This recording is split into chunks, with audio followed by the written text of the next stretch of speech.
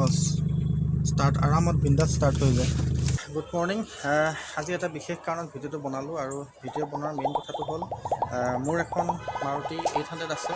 আগৰো এটা ভিডিঅ' বনাইছিলোঁ আৰু বিকাৰ সিদ্ধান্তটো মই লোৱা নাছিলোঁ, কিন্তু এতিয়া আজি ভাবিছোঁ যে গাড়ীখন বিক্ৰী কৰিম আৰু এখন নতুন বাহন ঘৰলৈ আনিম। সেইকাৰণে ভাবিছোঁ গাড়ীখন বিক্ৰী কৰিম আৰু খুব ভাল গাড়ী আছিলে। চ' গাড়ীখন অকণমান দেখাই দিছোঁ। এইখনে হৈছে মাৰুতি 800।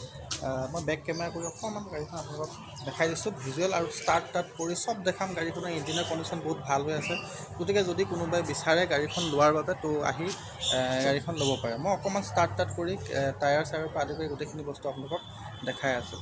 হৈ গ'ল টায়াৰৰ কণ্ডিশ্যন, এইবিলাক এপ'লো টায়াৰ লাগি আছে আৰু বডি স্ক্ৰেচ, পুৰণা গাড়ী আৰু 99 মডেল কাৰ্বেৰেটৰ হয়।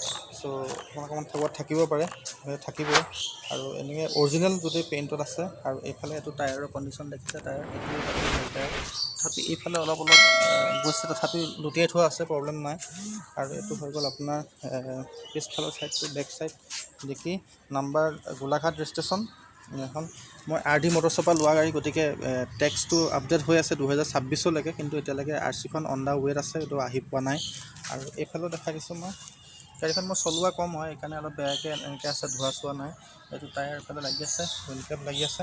আৰু এইফালৰ পৰা বডি যদি চাই, এইফালৰ পৰা এনেকৈ ক'তো মাৰ চাৰ খোৱা গাড়ী নহয়। এইফালে আছে, এইটো এটা টায়াৰ, এইটো এটা টায়াৰ। আৰু বাকী ফ্ৰণ্টৰ পৰা মই দেখাই দিছোঁ। এয়া হৈ গ'ল ফ্ৰণ্টৰ ভিউ। এইটো ফ্ৰণ্টৰ ভিউ। আৰু ভিতৰলৈ সোমাই যাওঁ এতিয়া। চ' ভিতৰত সোমাই গৈ মই চাবিটো, দৰ্জা খোলাই আছে, মই লগালোঁ। আৰু এইফালে গাড়ীৰ কণ্ডিশ্যন এয়া। ভিতৰতে এনেকুৱা কণ্ডিশ্যনত আছে গাড়ী। ষ্টেৰিং কভাৰ মই লগাইছিলোঁ এক্সট্ৰাকৈ, বাকী এইবিলাক আছে। চিটৰ কণ্ডিশ্যন এয়া। গাড়ী ৰানিং মই নগাঁও চগাঁও গোটেই ঘূৰি আহিছোঁ। আৰু পিছফালেও যদি চাই আপোনালোকে, পিছফালেও এনেকৈ চাব পাৰে। এইবিলাক গাড়ী যি আছে খোলা ডাইৰেক্ট অপেনিং আছে, মই চব দেখাই দিছোঁ। আৰু সেইকাৰণে গাড়ীৰ দামো বেছি নকওঁ। চ' আপোনাক ষ্টাৰ্ট কৰি দেখাই দিম মই এতিয়া।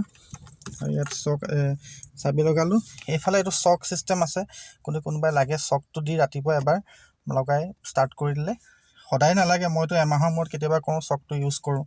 বাকী আপোনাৰ এইটো মই চাবি অন কৰিলোঁ, গিয়েৰ নিউট্ৰেল কৰি ল'লোঁ। এতিয়া মই ষ্টাৰ্ট কৰিম, চাব।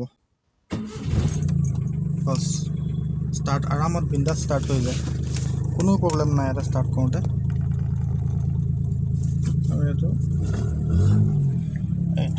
কণ্ডিশ্যন, গাড়ী ধুনীয়াকৈ ষ্টাৰ্ট হৈ যায়, প্ৰব্লেম নাই। এইবিলাক আছে, ভেনিটি মিৰৰ চিৰৰ ইয়াত নাই, ভেনিটি মিৰৰ নাই। খুব সোনকালে ভিডিঅ'টো বনাইছোঁ। পাৱাৰ উইণ্ডোত এইবিলাক গাড়ীত নাপায়। চ' সেনেকুৱা। আৰু চাবি যদি হাফ ষ্টেলফত নে কেতিয়া, কিছুমান আছে না মেকানিক মানুহ, গতিকে হাফত হয় নে ফুলত হয়, মই সেইটোও দেখাই দিছোঁ। তো এইটো হৈ গ'ল চাবি। মই এতিয়া বাওঁহাতেই মাৰিছোঁ চাবিটো, চাব দেই আপোনালোকে। সেইটো মাৰিলোঁ, বাওঁহাতে পকাই দিছোঁ। দেখিছে নাই দেখা জানো, এইটোৱে ইমানকণ পকালে ষ্টাৰ্টটো হৈ যায়। তো বাকী কিলোমিটাৰ ইয়াত কিমান চলি আছে, মই কিলোমিটাৰ কিমান চলি আছে আজিলৈকে চোৱা নাই। বা একেলগে চাই দিছোঁ কিলোমিটাৰ কিমান চলি আছে। এইটো 9925, মানে 9925। আৰু এতিয়া কিন্তু কিলোমিটাৰটো বেয়া হৈ আছে আকৌ দেই, তাৰ পৰা কিমান চলিছে ঠিক নাই। তেল অকণমান কমি আছে, তথাপি ইমান নচলাৰ কাৰণে। এইফালে মই গণেশৰ মূৰ্তি ইয়াত লগাইছিলোঁ, আগতেও গণেশৰ মূৰ্তি আছিলে, এতিয়াও মই গণেশৰ মূৰ্তি ভণ্টি এজনী গিফ্ট কৰিছিলে, গোটেই গাড়ীত লগাই থৈছোঁ। এইডাল আকৌ মই বেয়া হোৱা গাড়ী নহয় দেই, মই এইডাল এনেহে উলিয়াই থৈছিলোঁ, আজি বিচাৰোঁতে পাই এইবিলাক ইয়াত ভৰাই দিছোঁ। আৰু বাকী সেয়াই কণ্ডিশ্যন আৰু গাড়ী। তো সেয়া হৈছে গাড়ীৰ কণ্ডিশ্যন মানে কি, ভাল কণ্ডিশ্যনতে গাড়ীখন আছে। আৰু এইফালে হৈ গ'ল এইটো মিউজিক ছিষ্টেম, মই আফটাৰ মাৰ্কেট মই লগাইছিলোঁ। আৰু ইয়াৰ স্পীকাৰ কানেকশ্যনো আছে, কিন্তু তথাপি এটা দুটা ৱায়াৰ ক'ৰবাত খেলি মেলি হ'ব পাৰে, পুৰণা, মই ইমান ৰানিং নহয়। চ' গাড়ীখন সেয়াই কণ্ডিশ্যন। তো বলক বাহিৰত যাওঁ। চ' গাড়ীৰ কণ্ডিশ্যন গোটেইখিনি বস্তু আপোনালোকক দেখুৱালোঁ।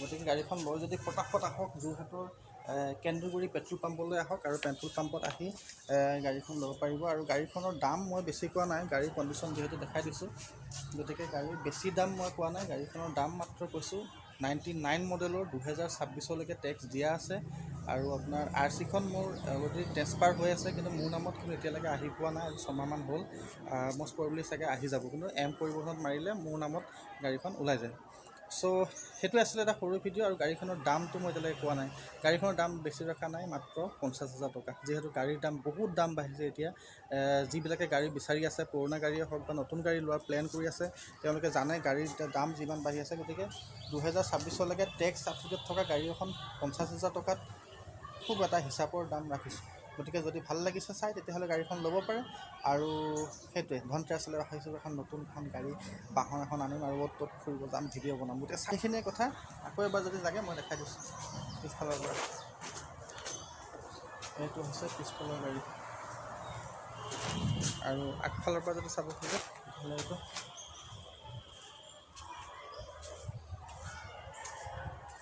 এয়া হৈছে